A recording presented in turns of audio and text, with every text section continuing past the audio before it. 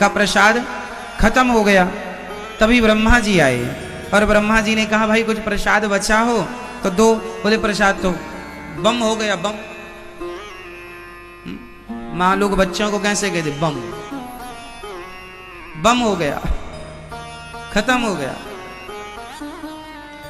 अरे कोई थोड़ा बहुत तो बचा होगा। बोले हाँ, वो कुत्ता चाट रहा है पत्तल, उसमें कुछ चावल के दाने हैं।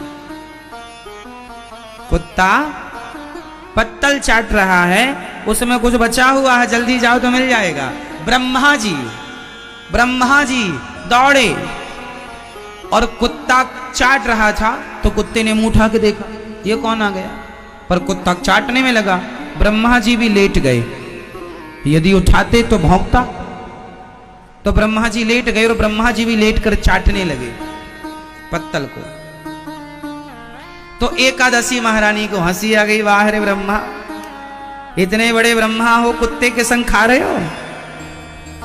इतने बड़े ब्रह्मा किसके संग खा रहे हैं, कुत्ते की पत्तल चाट रहे हैं। एकादशी हंस पड़ी, वाह ब्रह्मा, आज एकादशी, और एकादशी के दिन आपने कुत्ते की पत्तल में चावल चाटा।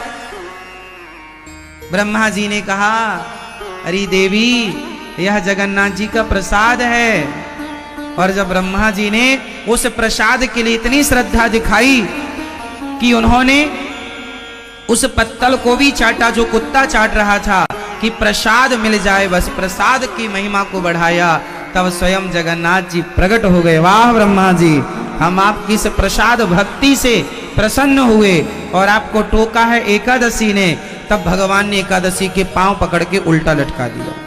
आज से तुम यहाँ मंदिर के बगल में रहोगी, और सुनो, जगत में एकादशी काम करेगी, पर ये जगन्नाथपुरी है, यहाँ एकादशी करने का पुण्य सबको मिलेगा, पर यहाँ करेगा कोई नहीं, क्योंकि एकादशी के दिन भी चावल खाना है, क्योंकि प्रसाद वही है।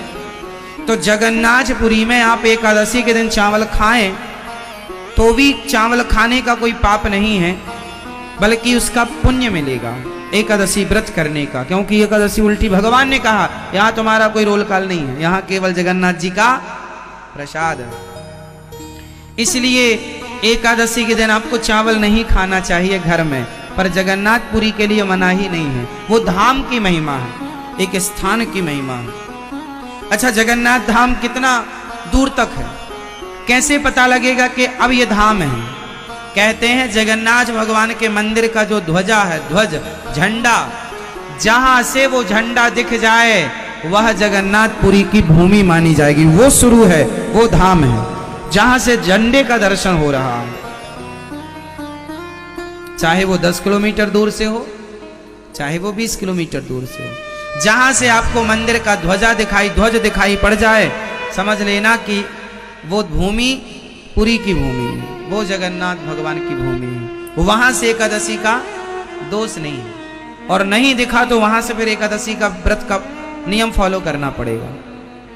अब जैसे बद्रीनाथ जी, वहां भी एकादशी उल्टी है, मतलब एकादशी का वहां भी कोई, एकादशी के दिन वहां अन्न खाते हैं लोग। तो वहां केवल 2 जगह है हमारे देश में, एक जगन्नाथपुरी और दूसरा बद्रीनाथ जी, जहां एकादशी का कोई, एकादशी के दिन भी आप खाएं तो एकादशी करने का व्रत आप पुण्य मिलेगा, केवल 2 जगह। बाकी सब जगह आपको एकादशी का नियम फॉलो करना पड़ा। ये तो धाम की महिमा है।